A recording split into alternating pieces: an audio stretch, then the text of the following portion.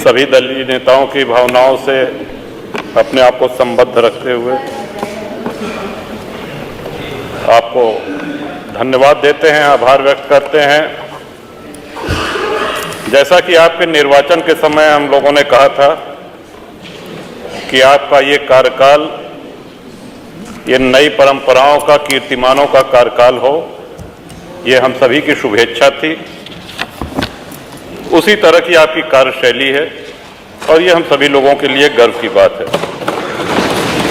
श्रीमान, एक निवेदन है, माननीय संसदीय कार्य मंत्री कभी कुछ देंगे नहीं। वो शास्त्रों में कहा गया है निपस्य चित्तम कृपणस्य वित्तम, तो आगे का नहीं कहेंगे।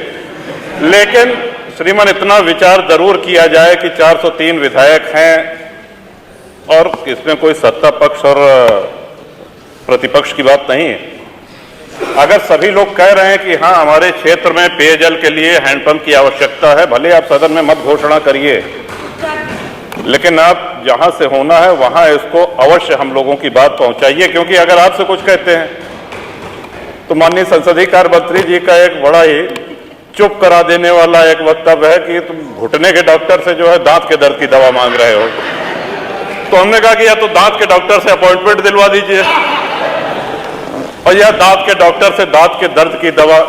और श्रीमान, जहां तक जीएसटी की बात है, इतना अवश्य है कि जो भी हम लोगों के हाथ में विधायक निधि आए वो उतना ही जो है बाहर संदेश जाना चाहिए। अलग अलग ढंग से जीएसटी को लोगों ने जोड़ा है, कोई कह रहा है 18%, तो 4.25 है तो 4 मिलेगा, 3.25 मिलेगा, जो भी मिले आपकी तरफ से यही आना चाहिए कि इतनी विधायक निधि है और ये हमने या तो जीएसटी मुक्त करके पूरा 5 करोड़ दे दीजिए, और नहीं तो 4 करोड़ अगर मिल रहा है तो उसको 4 ही करोड़ बताया जाए, 5 करोड़ न बताया जाए, क्योंकि जनता ये समझेगी कि हमको बहुत। और ये श्रीमान पूरे सदन की भावना है। इसके साथ ही विधानसभा के सभी कर्मचारी, सभी अधिकारी, आप सबका हम आभार व्यक्त करते हैं। श्रीमान, एक मांग छोटी सी सुरक्षा कर्मियों की तरफ से आई है कि जितने दिन सदन चलता है इनको पौष्टिक आहार भत्ता पुलिस कर्मियों के बराबर दिया जाना चाहिए। इस पे आप कृपा पूर्वक विचार करें, यदि संभव हो सके तो बहुत अच्छा रहेगा। इन्हीं शब्दों के साथ विधानसभा का धन्यवाद। माननीय श्री उमाशंकर सिंह, ये हो जाएगा, ये करवा देंगे।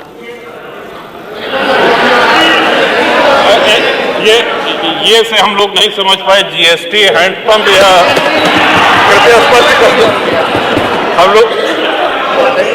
ये सुरक्षा कर्मियों वाला।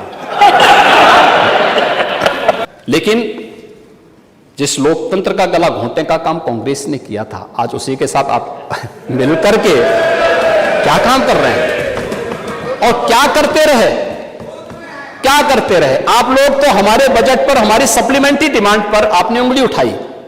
मैं पूछना चाहता हूं, मुझे आप लोगों की बातों पर पंचतंत्र की कथा याद आती है। आपने सुनी होगी, 4 ठग थे। एक किसान एक बकरी लेकर के जा रहा था, तो चारों ठगों ने कहा कि इस किसान से बकरी कैसे ली जाए। तो हो सकता है कि उनको थोड़ा लोक लाज रही हो, तो उन्होंने कहा चलो छीन तो नहीं सब पाएंगे, तो एक काम करते हैं, चारों अलग अलग जगह खड़े हो जाते हैं और अलग जगह खड़े होकर के हम लोग ये बोलें कि भाई ये कुत्ते का बच्चा कहाँ लेके जा रहा है। तो एक वो किसान बेचारा अपनी बकरी के बच्चे को कंधे में रख करके लेके जा रहा है, तो पहले ठग के पास से गुजरता है तो बोलता, अरे काका ये सब क्या ले जा रहा है, ये कुत्ते के बच्चे को अपने कंधे में लेके क्या जा रहा है। किसान बोलता, अरे धूर्त कहीं के, ये कुत्ते का बच्चा नहीं, बकरी का बच्चा है। वो हंसते हुए चुप हो जाता है। आगे अगले चौराहे पे जाता दूसरा ठग, अरे काका ये तो कुत्ते का बच्चा आप कहां लेके जा रहे हैं। वो बोलता है, उसको भी डांटता, अरे पागल हो गए क्या, अरे कुत्ते का बच्चा नहीं बकरी का बच्चा है। अगले आगे बढ़ता है, फिर तीसरा ठग मिल जाता है, वहां भी फिर यही बात उसको बोलता है। चौथे ठग ने भी कहा तो किसान को विश्वास हो गया, उसको लगा कि भोला भाला किसान, अन्नदाता किसान, मेहनती किसान, उसको विश्वास हो गया यार एक व्यक्ति झूठ बोलेगा, लगता है कि मेरी दृष्टि दोष ही मुझे हो गया है, लगता है ये कुत्ते का बच्चा ही है, उसने फेंक दिया उसको। चारों ठगों का काम पूरा हो गया और चुनाव में खटाखट खटाखट खटाखट 1 लाख का बॉन्ड, 1 लाख का बॉन्ड कहां गया? अब कहां गया 1 लाख का बॉन्ड? 1 लाख का बॉन्ड। और मैं इसीलिए कह रहा हूं, शिवपाल जी भाग गए यहां से, लेकिन मैं कह सकता हूं खटाखट नहीं, 27 में सपा चट के लिए तैयारी रही। 27 में सपा चट 1 लाख बॉन्ड के लिए हम लोग भी मांगेंगे हिसाब। 1 लाख का बॉन्ड कहां गया?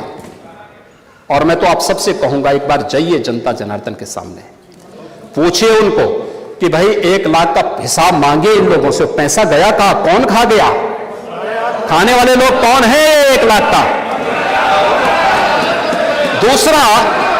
दूसरा संविधान का गला घोंटने वाले लोग कौन थे? और कहते हैं कि मोदी जी तीसरी बार आएंगे तो संविधान समाप्त कर देंगे। मोदी जी तो 10 वर्षों से हैं। बाबा साहब भीमराव अंबेडकर जी का जितना सम्मान मोदी जी ने किया, पंच तीर्थों का निर्माण किया,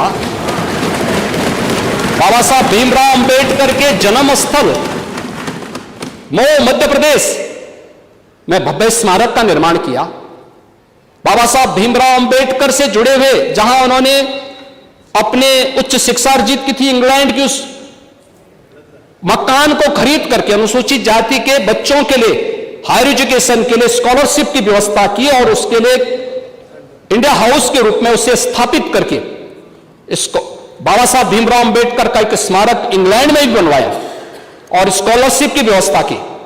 ये मोदी जी के कारण हुआ। बाबा साहब भीमराव अंबेडकर ने अपना सार्वजनिक जीवन दिल्ली के अंदर जिस मकान में रह के किया था, उससे बाबा साहब भीमराव अंबेडकर का स्मारक बनाने का काम मोदी जी ने किया। बाबा साहब भीमराव अंबेडकर ने सामाजिक व्यवस्था के खिलाफ बौद्ध धर्म यानी दीक्षा जहां नागपुर में जिस स्थल पर ली थी, उसे भव्य स्मारक बनाने का काम मोदी जी ने किया। बाबा साहब भीमराव अंबेडकर की चैत्य भूमि मुंबई को भव्य स्मारक के रूप में स्थापित करने का काम मोदी जी ने और भारतीय जनता पार्टी की महाराष्ट्र की सरकार ने किया। मोदी जी को आप यहां पे मोदी जी के बारे में गलत सूचनाएं देते रहे और बाबा साहब भीमराव अंबेडकर को हराने वाली कांग्रेस आज जनता को गुमराह करने में सफल हो गई है। वही पंचतंत्र की कथा मुझे याद आ गई। आरक्षण समाप्त कर देंगे। आरक्षण, मैंने तो आपके सामने एक झलक प्रस्तुत की। आपके समय ओबीसी के जितने छात्रों की, समाजवादी पार्टी के समय जितने भी नियुक्तियां हुई हैं, 27% भी उसमें आरक्षण नहीं मिला है।